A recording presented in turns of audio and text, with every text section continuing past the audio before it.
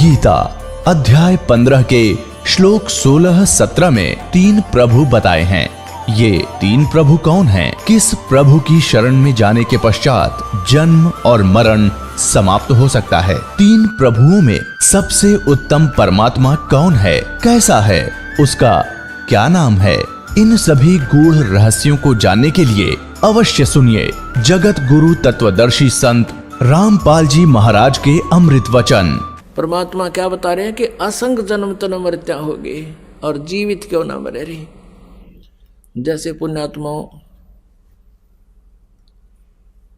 आप जी ये सोच लेते हैं कई बार के भी सत्संग में जाऊंगा तो कोई काम बिगड़ जाएगा, पीछेतानी हो जाएगी। अब जैसे एक व्यक्ति नाइट सर्विस में गया था रात में और सुबह उसने जल्दी आके और कोई काम करना था, घर पे कोई ऐसा विशेष कार्य था और वो दुर्घटना में मृत्यु को प्राप्त हो गया। अब परमानेंटली गया यहाँ से। जिन आवश्यक कार्यों के लिए वो नाइट सर्विस में सफ़र कर रहा था रात्रि सेवा में और सुबह वापस नहीं आ सके अपने घर पे, अब परमात्मा याद दिलाते हैं कि असंग जन्म तन मृत्या होगे जीवित क्यों ना मरे रे। जब आप यहाँ के लिए चलो तो नो सोच लो हम 3 दिन के लिए मर गए, मृत्यु होगी हमारी। अपन आत्माओं 3 दिन में कोई मान लीजिए हानि भी हो जाती है तो फिर जाकर ठीक कर लोगे। अरे या परमानेंट टिकट कट की जब के कर लेंगे। एक विचार करने की बात है कि किसी दिन ये परमानेंट मौत होगी जब के कर लोगे तुम। वैसे तो भगवान के लिए जो आते हैं उनके हानि नहीं हो सकती, ये गारंटीड बात है। दास की 100 बार आजमाई हुई बातें हैं। अगर इस दास के साथ बीती हुई कथाएं सुनाने लग जाता है 3 दिन का सत्संग और हो जा, जब जाकर हमारा पे विश्वास दृढ़ हुआ था सचमुच कबीर इज गॉड। ना कबीर जी कोई हमारी जाति के ना कोई खानदान में ना थे, कदे पहले देखे ना सुने। इस परमात्मा को गहराई से जाना और परखा और जब डंडोरा पीटना शुरू किया इस दास ने, जो आज आपके समक्ष लाखों की संख्या में पुण्यात्माओं ने लाभ उठा लिया भगवान का। अब क्या बताते हैं? असंग जन्म तन मृत्या होगे जीवित क्यों न मरे रे। अब 12 मध्य महल मठ बोरे बहुर न दे धरे रे। ओए कहते 12वें द्वार में है वो मठ, वो सनातन परम धाम जहां जाने के बाद फिर लौटकर कभी संसार में नहीं आते, वो सुख सागर। और फिर क्या बताते हैं? वो साधना ना करने से दोजक बहिष्ट सभी तय देखे राजपाट के रसिया 3 लोक से तरपत नाही ये मन भोगी खसिया। कहते हैं दोजक माने नरक और बहिष्ट माने स्वर्ग। कहते पाप और पुण्य के आधार से तने नरक और स्वर्ग बहुत बार देख लिए, हे राजपाट के रसिया। और फिर क्या बताते हैं? 3 लोक से तरपत नाही ये मन भोगी खसिया। अब जैसे कोई सरपंच बन जाता है नो सोचा चेयरमैन बनूं, चेयरमैन बन जाता है नो सोचा एमएलए बनूं, एमएलए बन जाता है नो सोचा मंत्री बनूं, मंत्री बनने के बाद पूरी नो सोचा एक बार मुख्यमंत्री बनूं जब पूरी 14 हाथ लागे। और मंत्री बनने के बाद ये सत्कर मान लेना वो खुद जान सकते हैं जो उस पद पर बैठे, और भगवान ने पहले बता रखी है जो सच्ची होती है। वो ने सोचा प्रधानमंत्री बनो जब पूरी कसर लिकड़े, इतना मृत्यु हो जाए फिर गधा संतरी बना पाओ फिर कितना। तो परमात्मा कहते हैं 3 लोग से भी इसकी सेटिस्फेक्शन नहीं है, संतुष्टि नहीं इस मन पापी की। जो काम करने का था इस मनुष्य जीवन तो वो तो छेड़ा भी को ना, स्टार्ट भी नहीं करने देता। ये दोजक बहिष्ट सभी तय देखे राजपाट के रसिया 3 लोक से तरपत नाही ये मन भोगी खसिया। अब कहते इसका कैसे समाधान होगा? सतगुरु मिले तो इच्छा मेटे पद मिल पदे समाना चल हंसा उस लोक पठाऊं जो आदि अमर अस्थाना। वो शाश्वत स्थान सनातन परम धाम पर ले चलता हूँ। कहते सतगुरु मिले तो इच्छा मिटे, तत्वदर्शी संत मिलेगा तो इस तरह का ज्ञान दे करके तुम्हारा यहाँ से हृदय हटावेगा और यहाँ के इस झूठे सुख से वापस हटोगे और भगवान में दृढ़ हो जाओगे। सतगुरु मिले तो इच्छा मिटे पद मिल पदे समान। पद, पद माने वे ऑफ वर्शिप, पद्धति, भगवान की सच्ची साधना की विधि। और पद मेल पदे समाना, गीता जी अध्याय नंबर 15 के श्लोक नंबर 4 में कहा कि जब तत्वदर्शी संत प्राप्त हो जाए उसके पश्चात परमेश्वर के उस परम पद की खोज करनी चाहिए, जहां जाने के बाद फिर लौटकर कभी संसार में नहीं आते, उनका पूर्ण मोक्ष हो जाता है। तो यहां बताया है कि सतगुरु मिले तो इच्छा मेटे, पद मिल पदे समाना। पद वे ऑफ वर्शिप सही बतावेगा, पद्धति सही देगा और उस पद को प्राप्त कराएगा। चल हंसा उस लोक पठाऊं जो आद अमर अस्थाना। और वहां क्या सुख है, क्या कहते यहाँ की तुम साधना भी कर लेते हो, 4 मुक्तियां प्राप्त करके फिर भी वो खाली हाथ आते हो स्वर्ग से। 4 मुक्ति जहां चंपी करती माया होरी दासी, दास गरीब अभय पद पर से वो मिले राम अविनाशी। बोलो सतगुरुदेव। परम पिता परमात्मा परम पूज्य कबीर परमेश्वर जी, कबीर साहिब जी, हम सभी पुण्यात्माओं के जनक हैं। ये परमात्मा परम अक्षर ब्रह्म कहे जाते हैं, इन्हीं को सत्य पुरुष भी कहते हैं। सत्य पुरुष का अर्थ होता है अविनाशी परमात्मा,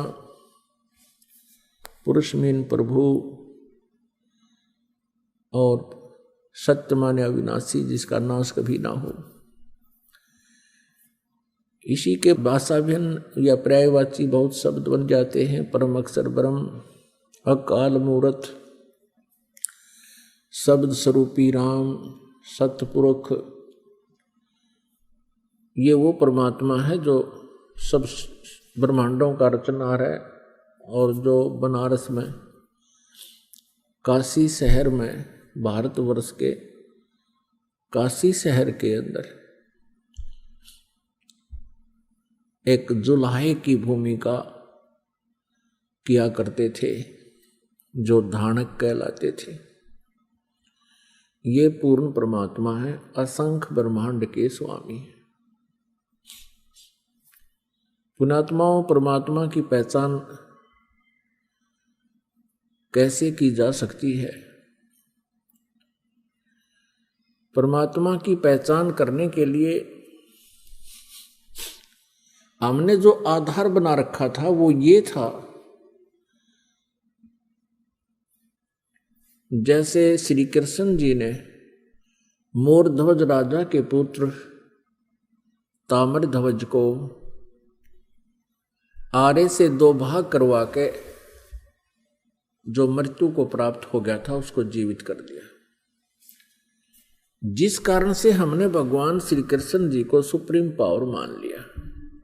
इसको कहते हैं चमत्कार परिचय, पर्चा बोलते हैं इसको, पर्चा, परिचय भी शुद्ध हिंदी में परिचय कहते हैं, यानी पहचान प्रभु की।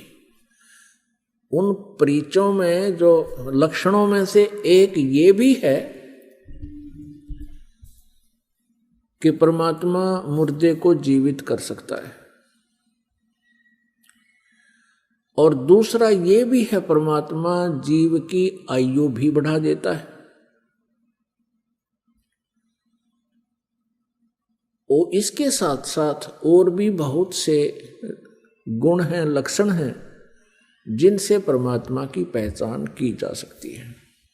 एक भगवान के गुणों में, लक्षणों में ये भी आता है कि वो निर्धन को धनी बना सकता है, रंग को राजा बना सकता है।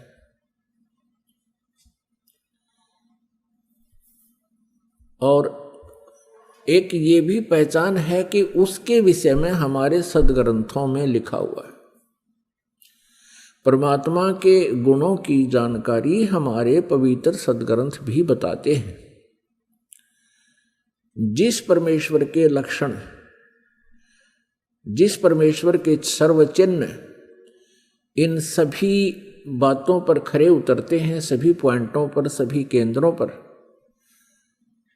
वो परमात्मा है, वो परमेश्वर है। इसके पहचानने के लिए हमने बहुत सा सहयोग लेना होगा। जैसे हमारे पवित्र सदग्रंथ जो बताते हैं भगवान के गुणों की जानकारी, वो हमारे लिए स्वीकार्य होगी, होनी चाहिए और होगी, क्योंकि भगवान की जानकारी हमें सदग्रंथों से ही प्राप्त हुई है। और हमारे जो पहले वाले गुरुजी थे वो यही कहा करते थे कि शिव पुराण में ऐसा लिखा है, वेदों में ऐसा लिखा है, श्री दुर्गा पुराण में ऐसा लिखा है, श्री विष्णु पुराण में ऐसा लिखा है, और श्री मार्कंडे पुराण में ऐसा लिखा है, श्री ब्रह्मा पुराण में ऐसा लिखा है। और वो साथ में संस्कृत भी बोला करते थे। तो हम ये सोचा करते थे कि इन महापुरुषों ने सदग्रंथों को ठीक से समझा है, क्योंकि ये संस्कृत लैंग्वेज से, संस्कृत भाषा से परिचित है। तो हमें कोई शंका नहीं रही। क्या शंका नहीं रही कि ये झूठ बोल रहे हैं। इसलिए हमने इनके प्रत्येक वाक्य को, प्रत्येक आदेश को शिरोधार्य किया। और जैसा भी इन पूर्व के ऋषि गुरु महापुरुषों ने, मंडलेश्वरों ने, आचार्यों ने, महंतों ने हमें जो ज्ञान दिया, हमने उसको स्वीकारा। किस लिए स्वीकारा? कि हमने परमात्मा की खोज है, परमात्मा की चाह है। आत्मा का परम सहारा परमात्मा है,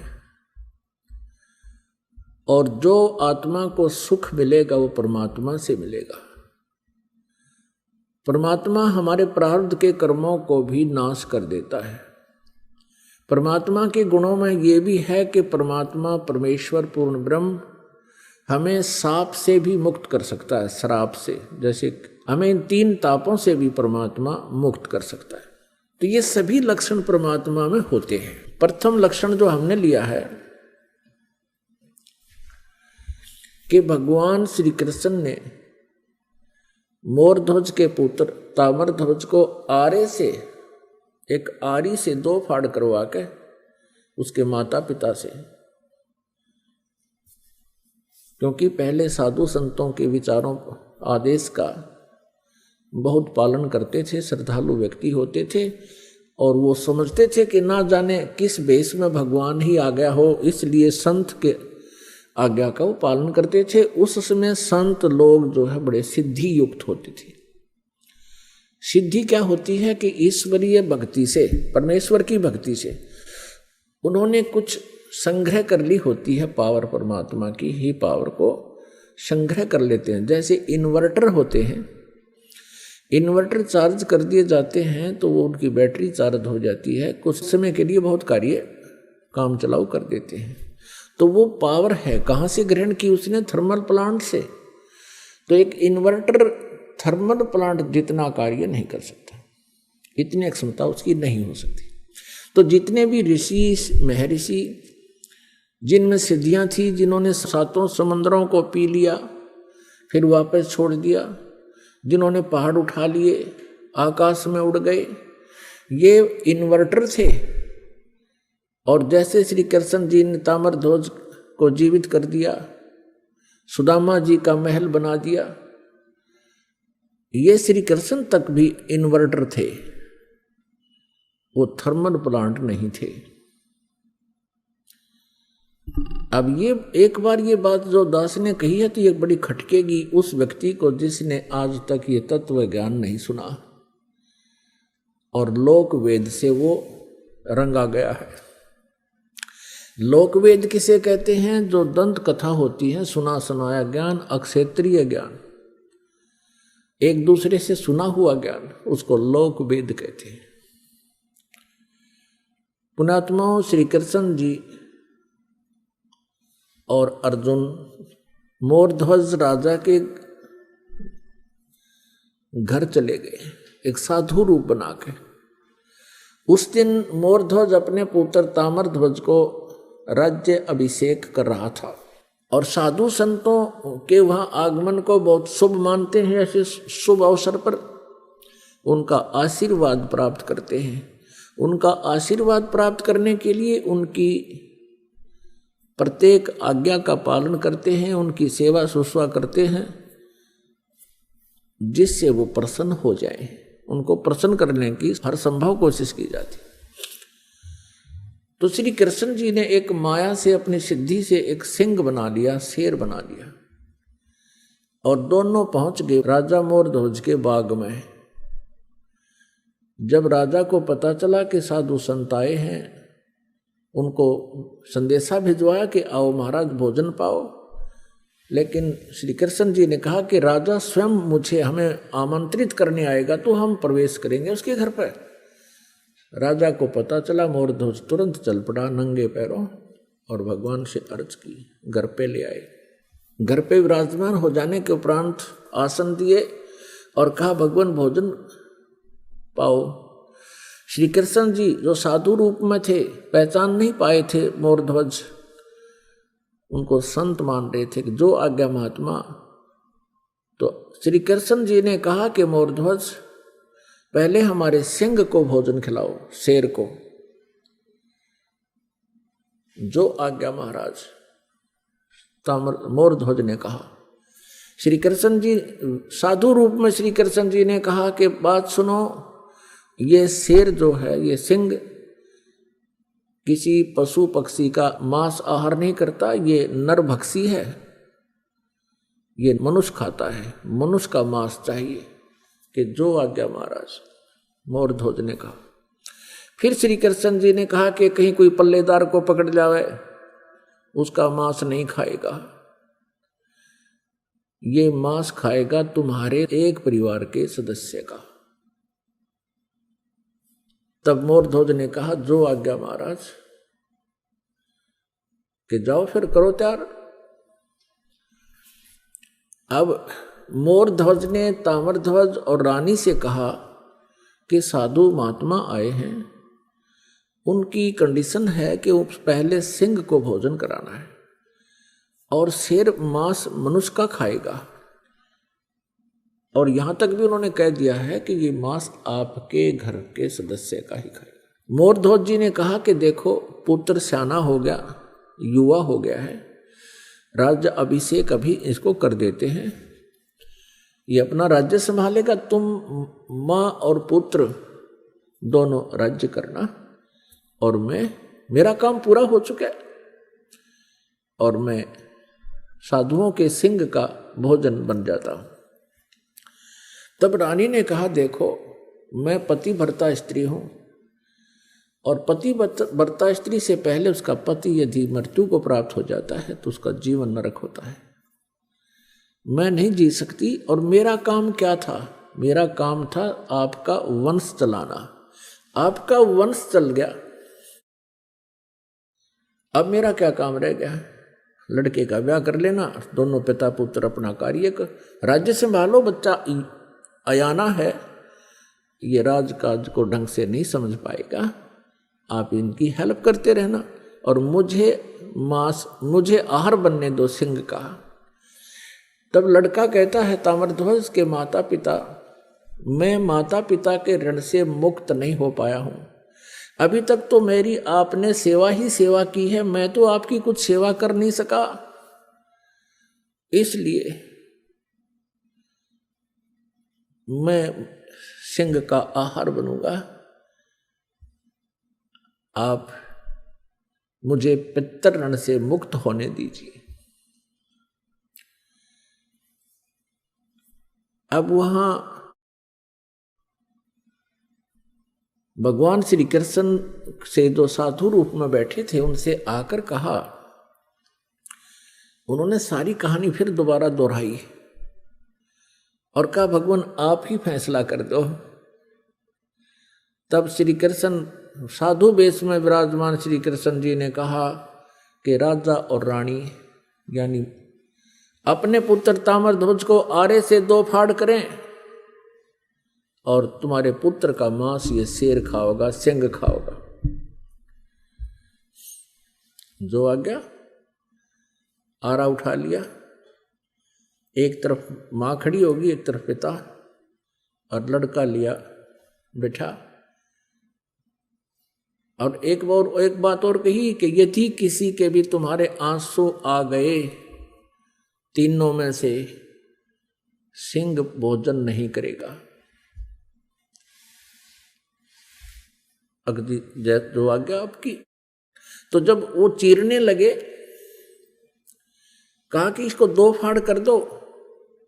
बायां लेफ्ट जो है पार्ट ऑफ बॉडी, बायां हिस्सा शरीर का शेर नहीं खाएगा, ये अपवित्र है। केवल दायां हिस्सा ही खाएगा। बाएं को फेंक देना, दाएं को उठाकर पकाओ, पकाना है। ये बात सुनकर के उस समय आरा चल रहा था। ताम्रध्वज की आंखों में आंसू आ गए।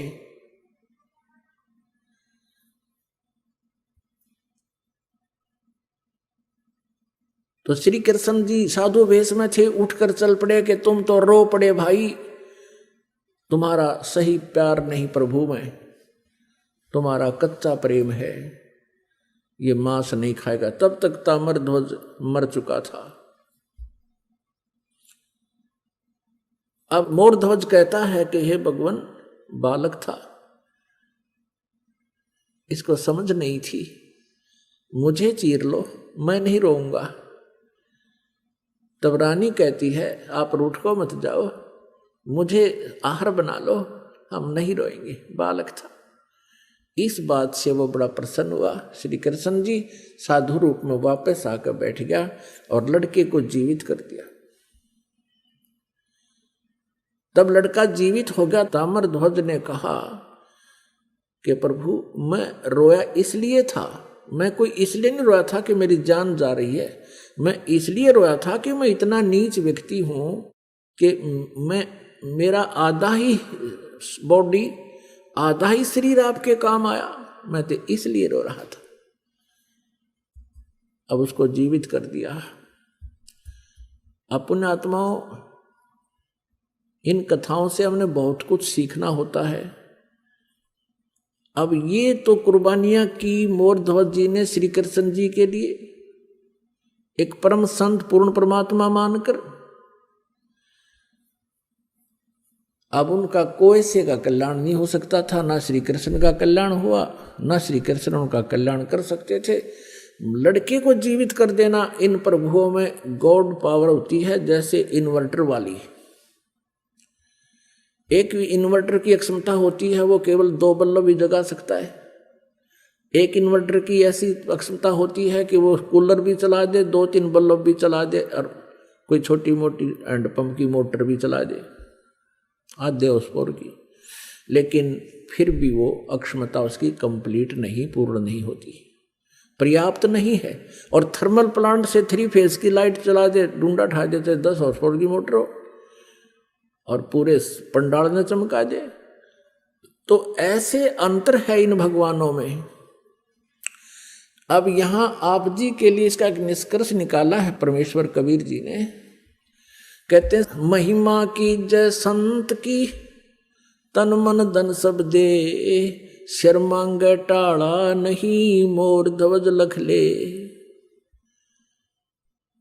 कि संत, जब परम संत तुम्हें मिल जावे उस समय, उस संत की इतनी आदर सत्कार और आज्ञा का पालन करना, यदि सिर भी मांगे नाटना नहीं, सिर मांगे टाला नहीं, मोर ध्वज लख ले, मोर ध्वज को देख लो। पुण्यात्माओं, अब अकाल गिर गया साधु संतों का इस कलयुग के इस पीरियड में। ये नकली, पाखंडी और डोंगी, इनका सत्कार हो गया है, और इन्हीं का बोलबाला हो रहा है। इन्होंने बैठा दिया भक्ति का, और भाव खत्म कर दिया भक्तों का। अब पुण्यात्माओं, इस लक्षण से हमने श्री कृष्ण जी को परमेश्वर मान रखा था कि उन्होंने मोर ध्वज के पुत्र ताम्रध्वज को आरे से 2 फाड़ करवा के जीवित कर दिया। यही श्री कृष्ण जी अपने सगे भांजे अभिमन्यु को जीवित नहीं कर सके, जो महाभारत के युद्ध में चक्रव्यूह के अंदर मृत्यु को प्राप्त हो गया था। सुभद्रा रो रही थी, जो श्री कृष्ण जी की बहन थी, अर्जुन के ब्याही थी। सुभद्रा पुत्र था अभिमन्यु। 5 पांडव रो रहे थे, सुभद्रा रो रही थी, श्री कृष्ण रो रहा था, और पांडवों का कुल नाश हो रहा था। श्री कृष्ण जीवित नहीं कर सके। वहां तो पंगा पा दिया जाके, खुद चरवा के जीवित कर दिया लड़का मोरध्वज का पुत्र, और वहां सुभद्रा पुत्र को श्री कृष्ण जीवित नहीं कर सके। तो परमेश्वर कबीर जी ने ये बताई है भिन्नता कि श्री कृष्ण जी उर्फ विष्णु जी, श्री कृष्ण जी विष्णु जी समझो, विष्णु जी के अवतार, उन्हीं की आत्मा यहाँ देवकी के गर्भ से उत्पन्न हुई थी। और ये केवल 4 भुजा के और 16 कला के भगवान हैं। इनके जो पिताजी हैं वो ब्रह्म है, शरपुरुष भी इसे कहते हैं। वो 1000 भुजा का भगवान है और उसकी 1000 ही कलाएं हैं। तो इस प्रकार इनकी हॉर्स पावर समझो, ये हॉर्स पावर है, ये 16 हॉर्स पावर के हैं। इनका पिता 1000 हॉर्स पावर का है और अक्षर पुरुष है वो 10,000 हॉर्स पावर का है। और ये परम अक्षर पुरुष सत्य पुरुष, ये इसकी हॉर्स पावरों की कोई गिनती कोई ना, असंख्य अनलिमिटेड। तो जो कार्य पूर्ण परमात्मा कर सकता है ये अपूर्ण भगवान नहीं कर सकते। जो कंप्लीट गॉड जो काम कर सकता है इनकम्प्लीट गॉड नहीं कर सकते। और यही पूरे सदग्रंथों में यही संदेश दिया है। श्रीमद् भगवत गीता जी में यही कहा है कि अर्जुन तू सर्वभाव से उस परमेश्वर की शरण में जा। गीता जी अध्याय नंबर 18 के श्लोक नंबर 62 में और 66 में, दोनों में ये प्रमाण है। लेकिन 66 वाले को तो इन्होंने घुमा रखा है, वर्तमाने आना कर रखा है, जबकि वर्तमाने जाना होता है। और उसी की कृपा से ही तू परम शांति को और सनातन परम धाम को प्राप्त होगा। अब यहां प्रसंग है कि वो मोरध्वज के पुत्र को तो जीवित कर दिया, अब सुभद्रा पुत्र को श्री कृष्ण जीवित क्यों नहीं कर सके? क्योंकि अभिमन्यु की आयु सीमा प्रारब्ध इतना ही था। अब अभिमन्यु का प्रारब्ध इतना ही था, उसकी आयु शेष नहीं थी। तो ये भगवान आयु नहीं बढ़ा सकते। हाँ, इस टूटे फूटे शरीर को ये जोड़ तोड़ कर सकते हैं और इस आत्मा को पुनः स्थापित इसमें कर सकते हैं। जैसे ऐसे ऐसे बहुत से महापुरुषों ने, संतों ने भी किया है। जैसे महर्षि वाल्मीकि जी थे,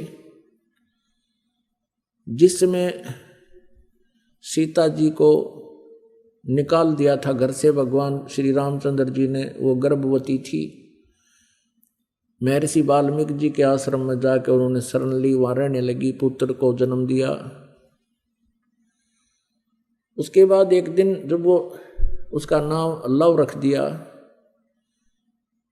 जब लव 8-9 महीने का हो गया, वो 1 वर्ष का हो गया, सीता जी कपड़े धोने के लिए दरिया पर जाया करती थी प्रतिदिन और बच्चे को पालने में सुला जाया करती थी।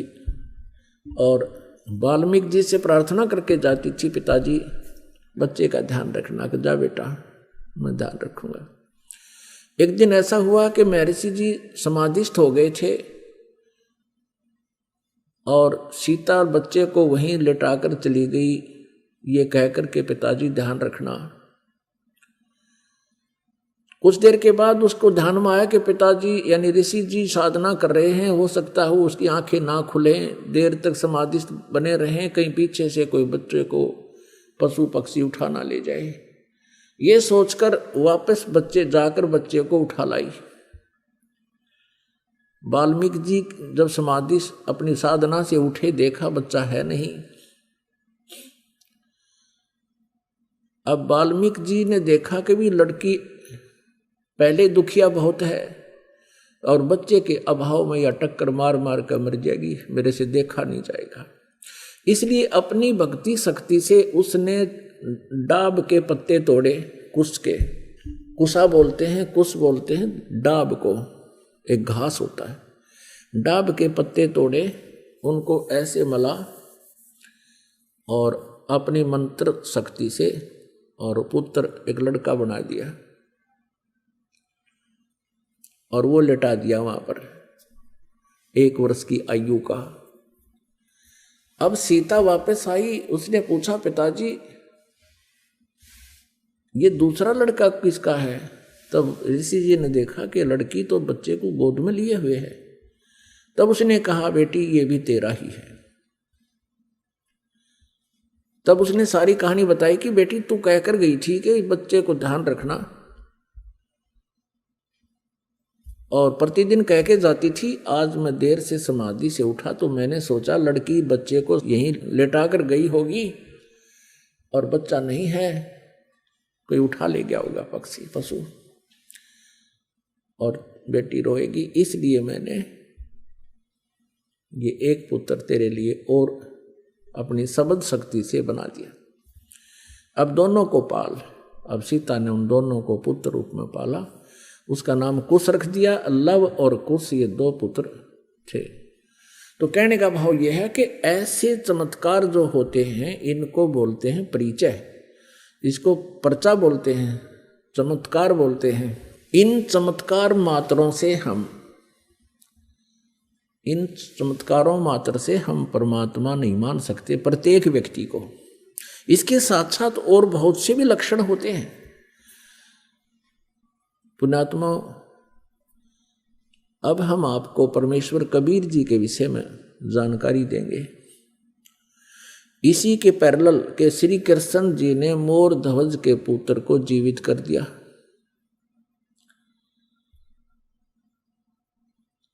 ताम्रध्वज को, लेकिन अभिमन्यु को जीवित नहीं कर सके। एक सम्मन नाम का मनियार था। मनियार कहते हैं जो चूड़ी बेचा करते गांव गांव में। कांच की चूड़ियां होती थी, गांव गांव में नगर नगर में जाके वो बहनों को, माताओं को चूड़ियां पहनाया करते थे। एक दिन उन्होंने सत्संग सुन लिया परमेश्वर कबीर देव जी का। भगवान का उपदेश ले लिया, कबीर परमेश्वर जी से उपदेश ले लिया था। सम्मन जी के घर में 3 सदस्य थे कुल। स्वयं सम्मन, पुत्र सेऊ, जिसको शिव कहते हैं वैसे सेऊ कहने लगे थे, और उनकी पत्नी का नाम नेक्की था। नेक्की उपदेश लेकर के, ज्ञान से परिचित होकर के बड़ी श्रद्धा से भगवान की भक्ति किया करते थे। नेक्की और सम्मन दोनों चूड़ियां पहनाने का कार्य किया करते थे, और परमात्मा कबीर परमेश्वर जी ने बहुत सी ऐसी लीलाएं चमत्कार कर रखे थे।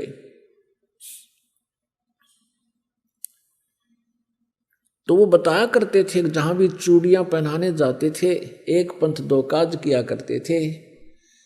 चूड़ियां पहनाने का उड़े के 2-2 घंटे लग जाते, 4-5-10 बहनें आ जाती, उनको सत्संग सुनाया करते थे।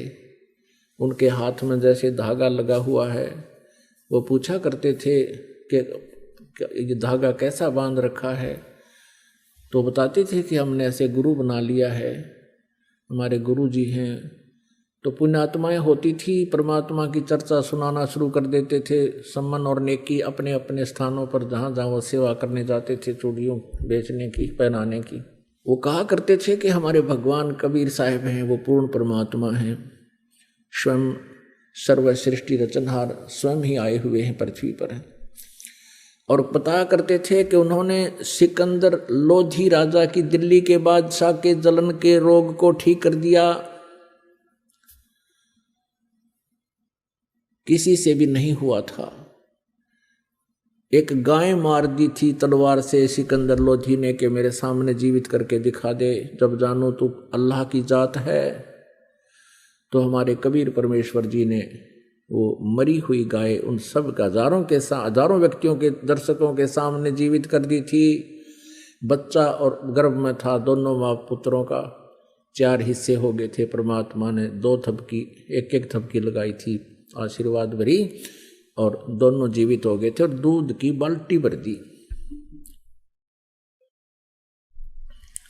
गाय और बच्चे को जीवित करके महर्षि रामानंद जी, परम पूज्य परमेश्वर कबीर जी के मुंह बोले वैसे औपचारिक गुरु थे। सिकंदर लोधी ने उनकी गर्दन काट दी थी रामानंद जी की, और उनका प्रारब्ध परमात्मा कबीर जी ने बताया था कि ये प्रारब्ध ऐसा ही है। रामानंद जी की मृत्यु सिकंदर लोधी से ही होनी थी। उसके बाद परमात्मा ने रामानंद जी को जीवित कर दिया और आगे अपनी कृपा से उसका आयु बख्श दी। ऐसी ऐसी कथाएं सुनाया करते थे। एक शारदा नाम की ब्राह्मणी थी, उसने परमात्मा कबीर जी से उपदेश लिया था। उसका असाध्य रोग जो प्रारब्ध में लिखा था वो ठीक कर दिया। बड़े पहुंचे हुए परमात्मा संत हैं हमारे गुरु जी। ऐसे ऐसे वो कथाएं सुनाया करते थे। अब नगर के लोग, अब क्या होता था कि वो बहनें वो विचार सुन के जाती थी, वो अपने पतियों के सामने बताती थी कि ऐसे ऐसे एक मनियार आया था, एक मनियारी आई थी और ऐसे ऐसे बता रही थी। तो उनके पति कहते थे ये सब झूठ बोलते हैं, ये संत पाखंडी होते हैं, भोली आत्माओं को अपने चुंगल में फंसा रखा है। यदि इनके गुरु ऐसे पहुंचे हुए हैं तो इनको धनी क्यों ना बना देते। ये इनके पास ना ढंग से कोई मकान है, ना इनके पास ढंग से कपड़े हैं, हैंड टू माउथ ये जी रहे हैं, इनको क्यों नहीं धनी बना देते। अब बहनें जो वहां ज्ञान सुनकर जाती थी अपने पिता की, अपने पति के इस तर्क से, फिर वो ये भी कहने लग जाती थी। तो ऐसे दूसरी बार वहां चर्चा होती थी उन मनियार और मनियारी के द्वारा, तो वो ये तर्क देते थे कि भी तुम बात तो करते हो बड़ी बड़ी, लेकिन तुम स्वयं भूखे मर रहे हो। कभी तो आटा उधारा ले जाते हो, कभी कुछ उधारा ले जाते हो। तुम्हें क्यों नहीं सेठ बना देता तुम्हारा गुरु। तो वो क्या कहते थे कि हम भगवान से मोक्ष मांगते हैं, हम यहाँ का धन नहीं मांगते। तो वो कहते हैं मोक्ष तो बाद की बात है, पहले तो रोटी भी तो चाहिए। तो उनके जो के संसार के विचारों में और भगत के विचारों में, जगत के विचारों में, भगत के विचारों में बहुत भिन्नता होती है, और इसी कारण से तालमेल नहीं बनता, विरोध बना रहता है। अपुण्यात्माओं, अब परमात्मा की कई लीलाएं बतानी पड़ेंगी इसमें। एक समय एक शेख तकी नाम का सिकंदर लोधी दिल्ली के बादशाह का गुरु था, धार्मिक गुरु था। और जब उसको ये पता चला कि सिकंदर लोधी के जलन का रोग कबीर जी ने ठीक कर दिया, परमेश्वर कबीर जी ने, और सिकंदर लोधी ने बताया कि मैंने अपने हाथों से अपनी तलवार से स्वामी रामानंद जी को मार दिया था, कत्ल कर दिया था, उसका धड़ से अलग कर दी थी उनकी जो है गर्दन, और कबीर जी ने जीवित कर दिया। इस चीज को देख करके शेख तकी के मन में बहुत ईर्षा होगी कबीर जी के प्रति, कि ये इतना प्रभाव जमा बैठा है राजा के दिल में, अब मेरी दाल गलेगी नहीं। और जब तक मैं कबीर जी को सिकंदर लोधी बादशाह के हृदय से नजरों से नहीं गिरा दूंगा, तब तक मेरी रीवैल्यू नहीं होगी। इस सोच से, इस दृष्टिकोण से उसने कबीर जी को नीचा दिखाने के लिए, एक दिन राजा काशी से आ रहा था सिकंदर लोधी, साथ में कबीर जी भी थे और शेख तकी भी थे। बनारस से दिल्ली लौटते समय एक दरिया के किनारे रात्रि में पड़ाव कर लिया था। अब शेख तकी ने कहा था, शेख तकी ने कहा कि राजन मैं इसको तब मानूंगा कबीर को कोई शक्ति युक्त है, मेरे सामने कोई मुर्दा जीवित करके दिखा दे, ये तो जादूगर है। सिकंदर आपने उनकी गर्दन काट दी, इसने तुरंत जीवित कर दी होगी। जब जानूं किसी मुर्दे को जीवित करके दिखाए तब मानूं मैं इसको। अन्यथा मैं सब मुसलमानों को कह दूंगा कि सिकंदर लोधी हिंदू बन गया है, इसने हिंदू गुरु बना लिया। इस बात का सिकंदर लोधी को पता था कि मुसलमान भोली श्रद्धालु मुसलमान जितने भी हैं वो शेख तकी के प्रत्येक आज्ञा का पालन करते हैं। इसने एक बार ये आग लगा दी तो तेरा राज्य नहीं रहेगा। चिंतित हुआ सिकंदर लोधी। तब परमेश्वर कबीर जी ने कारण पूछा तो कारण बताया कि ये शेख तकी ऐसे ऐसे कह रहा है भगवान, और ये सचमुच वहां दिल्ली में जाकर आग लगा देगा, सब मुसलमानों को मेरे विरोधी कर देगा, मेरे राज्य को खतरा हो जाएगा, मैं इसलिए चिंतित हूं। ये कहता है कि एक मुर्दा कोई जीवित करे कबीर तब मैं मानूं। कबीर साहब ने कहा कि उसको कह दो कि एक मुर्दा ढूंढ लाओ कोई। अब कहने का भाव ये है पुण्यात्माओं के मालिक की रजा, क्योंकि वो अपने भक्त को टेंशन युक्त नहीं रहने देते कबीर परमेश्वर। सिकंदर लोधी को अत्यंत टेंशन हो गई थी कि ये तो बात बिगड़गी, यो नहीं माना किसी तरह भी। बहुत कुछ समझाया था कि पीर जी देखो मेरे क्या हालत थी, मैं कितना दुखी था, जलन का रोग मुझे लगा हुआ था और मैं स्वस्थ हो गया। आप जी ने सब जंतर मंत्र कर लिए थे, सब वैद्यों को आपने बुला लिया था, मैं फिर भी स्वस्थ नहीं हुआ था। कबीर जी के आशीर्वाद मात्र से मैं स्वस्थ हो गया। अब मैं इसको कैसे हृदय से उतार दूं। शेख तकी की तो दूनी भौंट सुकड़गी, उनकी त्योड़ी पड़गी। ठीक है तू इसी को मान ले, अपना गुरु मान ले इसको, मैं कह दूंगा मुसलमानों को। अब इतनी टेंशन होगी राजा को कि भाई बात बिगड़गी। तब परमेश्वर ने कहा कि चलो। उसी समय लीला हुई। वो तो कहते सोचल छिद्र मैं करूं अपने जन के काज, ऐसी हुई रजा दाता की कि कुछ कबीले ऐसे हैं वो न तो जमीन में गाड़ते मुर्दे को, न सहा करते, अग्नि में नहीं जलाते। वो क्या करते हैं, वो जल प्रवाह कर देते हैं। एक घास फूस का एक फ्लोटिंग बना करके एक बेड़ा सा तैरने वाला लकड़ियों का सूखा, और उसके ऊपर लिटा देते हैं सुसज्जित कपड़े कुपड़े साफ उनको उड़ाकर, और एक दीपक प्रज्वलित कर देते हैं और दरिया में अपने रीति रिवाज से उसको प्रवाह कर देते हैं। ऐसे जल प्रवाह किया हुआ एक मुर्दा आ रहा था। 12-13 वर्ष की आयु का शरीर था उस बच्चे का। अब सुबह सुबह सभी खड़े थे, कोई नहा रहा था, कोई भोजन बना रहा था। किसी ने देखा कि मुर्दा आ रहा है तो शेख तकी ने कहा कि बुला ले तेरे कबीर को, कर दे मुर्दे को जिंदा। अब कबीर परमेश्वर जी ने कहा कि शेख तकी पहले आप प्रयत्न करो, कहीं बाद में ये कहे कि मैं भी कर देता इसको। शेख तकी ने किए जंतर मंतर, वो मुर्दा चला गया 2-3 फरलांग यानी 1800 फुट डाउन स्ट्रीम में, नीचे को जल बह रहा था उधर को। तब शेख तकी ने कहा कि ये चाहता था कबीर जी कि मेरे सिर से बला टल जाए, मुर्दे कभी जिंदे होते, वो तो कयामत के समय होंगे। तब परमेश्वर कबीर जी ने कहा कि ठीक है। ऐसे इशारा किया था मालिक ने उस मुर्दे को जो जा रहा था नु बह करके, उसको ऐसे कर दिया, वो वापस चल पड़ा जैसे इंजन वाली नौका वापस चल पड़ती है दरिया के फलों के विपरीत, बहाव के विपरीत। ऐसे अप स्ट्रीम को और आ गया और वहां आकर के रुक गया जहां कबीर परमेश्वर विराजमान थे, खड़े थे, आए हैं, उपस्थित थे। मुर्दा से ऊपर रुका हुआ है जैसे नौका हो, और नीचे से दरिया की तरंगे बह रही है, लहरें। तब परमेश्वर ने कहा कि हे जीवात्मा, कबीर परमेश्वर जी ने कहा कि हे जीवात्मा जहां भी है कबीर हुक्म से इसमें प्रवेश कर मुर्दे में वापस आ जा तू।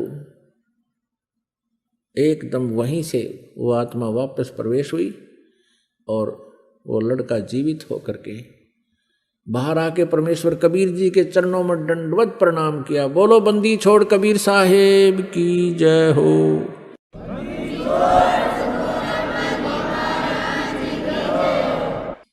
अब सभी ने, उपस्थित व्यक्तियों ने कहा, क्योंकि सैकड़ों की संख्या में, हजारों की संख्या में अंगरक्षक सैनिक थे और राजा भी सारे थे, तब उन्होंने कहा कि हे कबीर जी, आपने तो कमाल कर दिया, लड़के का नाम कमाल रख दिया। और 12-13 वर्ष की आयु का पुत्र था, लड़का था किसी का, वो अपने पुत्र के रूप में परमेश्वर ने पाला पोसा। उस पुनर्जन्म प्राप्त प्राणी को भक्ति दी, अपने पास रखा पुत्र रूप में।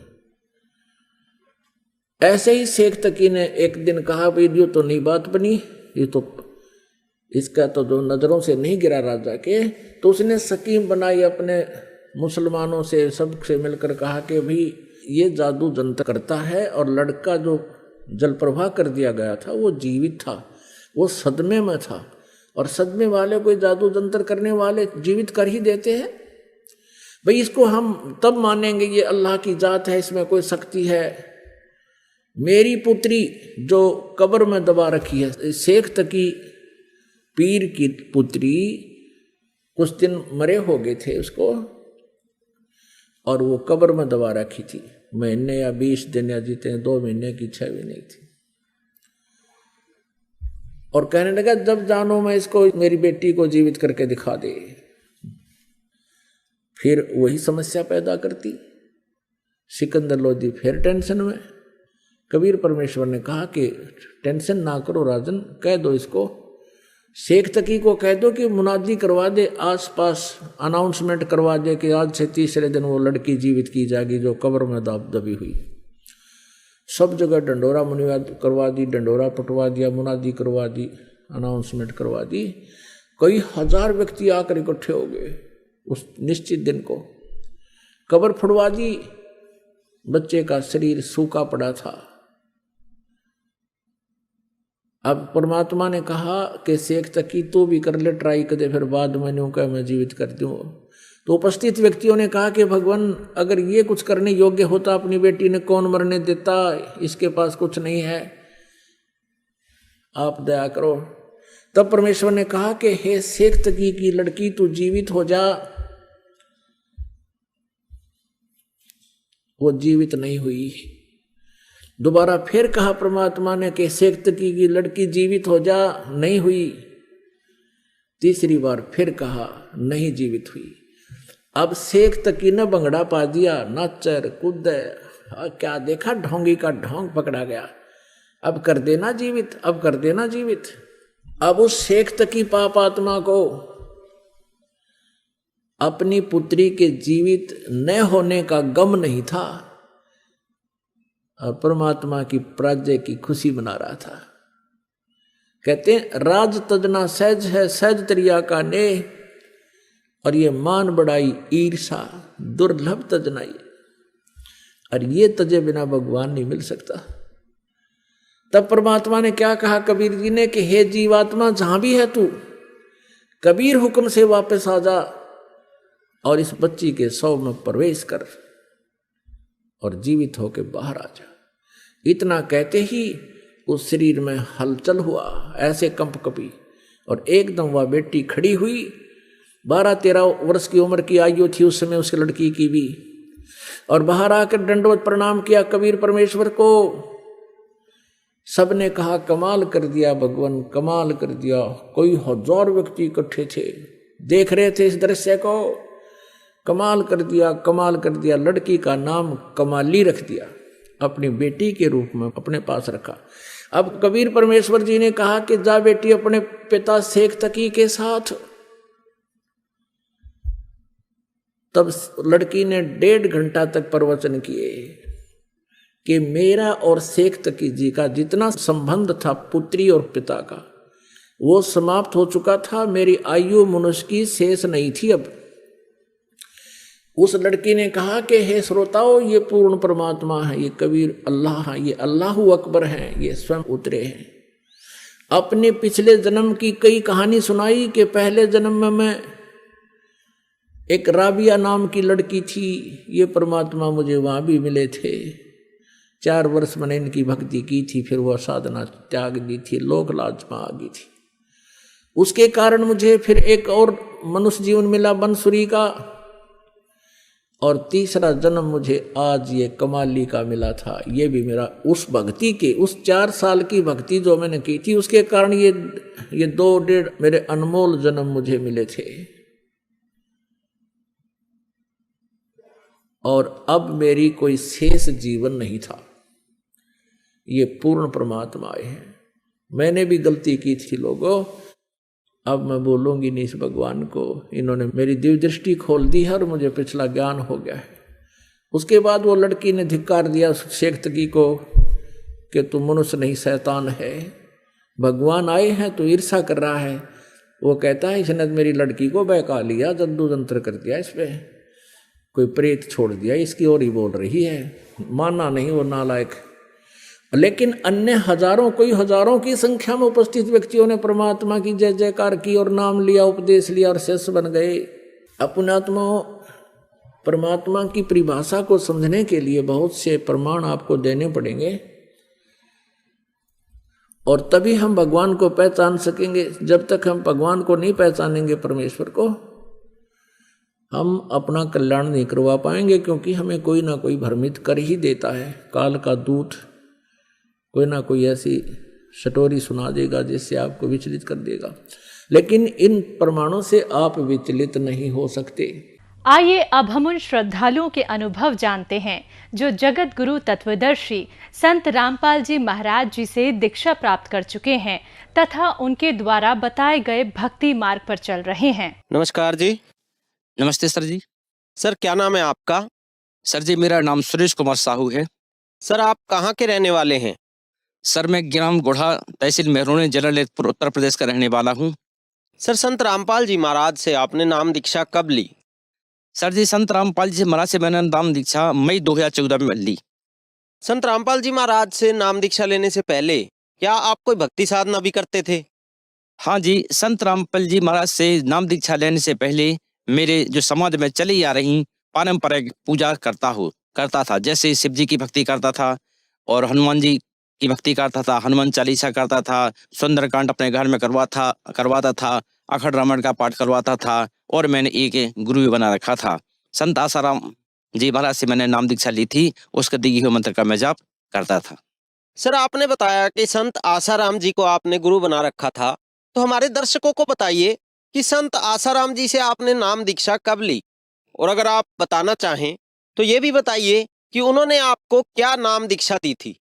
सर जी संत आसाराम बापू जी से मैंने नाम दीक्षा 2011 में ली और उनके मंत्रों को जाप मैंने लगातार 3 वर्ष तक किया। उन्होंने मुझे ओम नमः शिवाय मंत्र जाप करने के लिए दिया था, उसकी मैं 11 माला प्रतिदिन करता था। तो सर जो संत आसाराम जी से नाम दीक्षा आपने ली, उनसे ली हुई भक्ति साधनाएं आपने की, आप रोजाना 11 मालाएं उनसे नाम की ली हुई करते थे, तो उन सब से आपको क्या क्या लाभ हुए? सर जी आसाराम बापू के द्वारा की गई मालाएं और जो भी पारंपरिक भक्ति साधनाएं जो मैं कर रहा था, उससे मुझे कोई लाभ नहीं हुआ।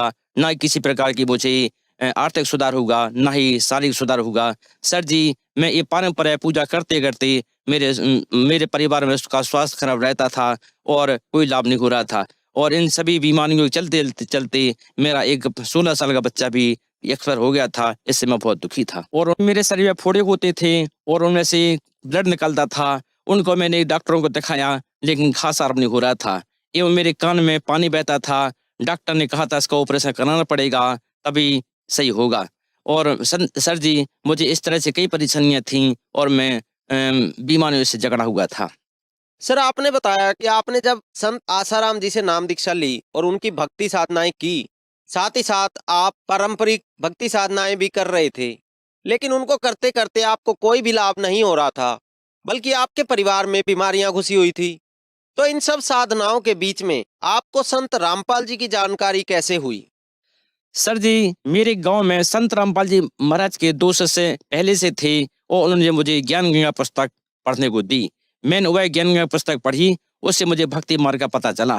तब उन्होंने भक्तों ने बताया कि संत रामपाल जी जो है 15 दिन में, हर 15 दिन में 3 दिन का सत्संग करते थे, आप मेरे साथ सत्संग में बरवाला चलना।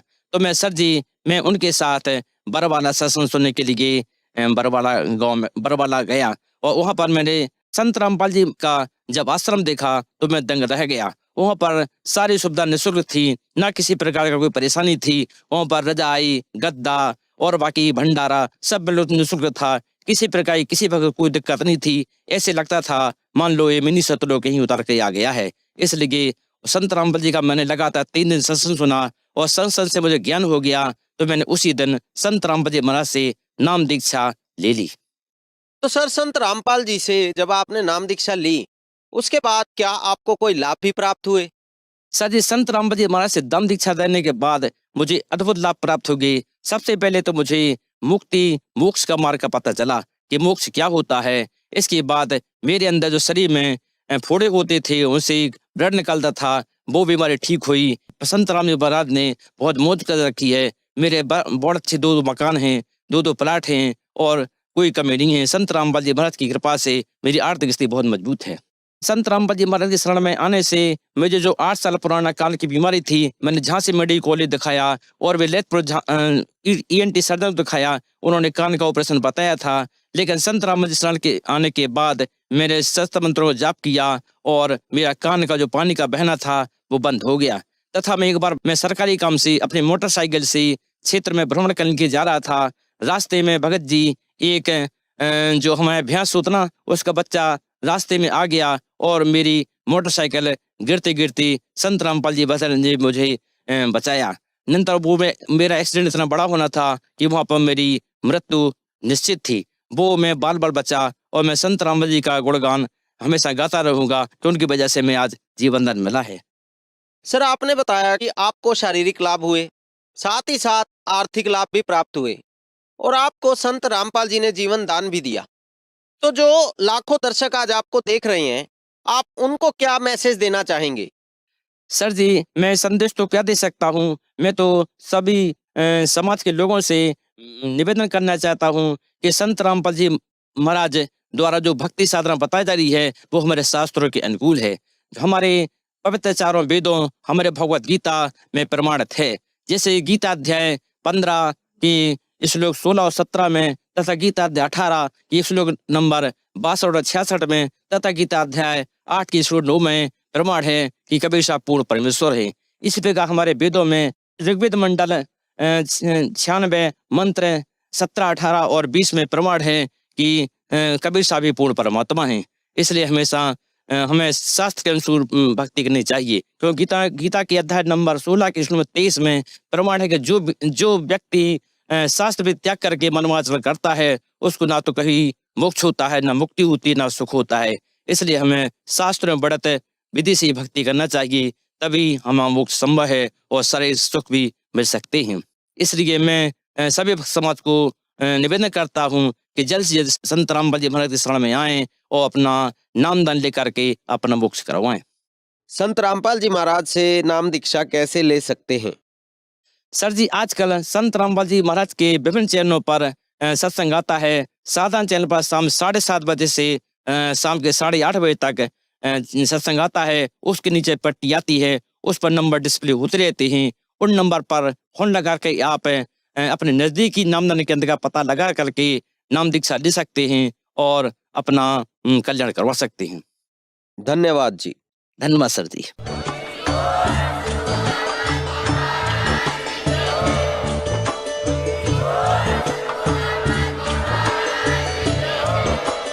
आप सुन रहे थे जगत गुरु तत्वदर्शी संत रामपाल जी महाराज जी के मंगल प्रवचन। अधिक जानकारी के लिए विजिट कीजिए हमारी वेबसाइट www.jagatgururampalji.org। संत रामपाल जी महाराज जी के शुभ आशीर्वाद से पूरे विश्व भर में 500 से भी ज्यादा नाम दीक्षा केंद्र हैं, जिन पर संत रामपाल जी महाराज जी द्वारा ऑनलाइन निशुल्क नाम दीक्षा दी जा रही है। अपने नजदीकी नाम दीक्षा केंद्र का पता करने के लिए संपर्क करें 8222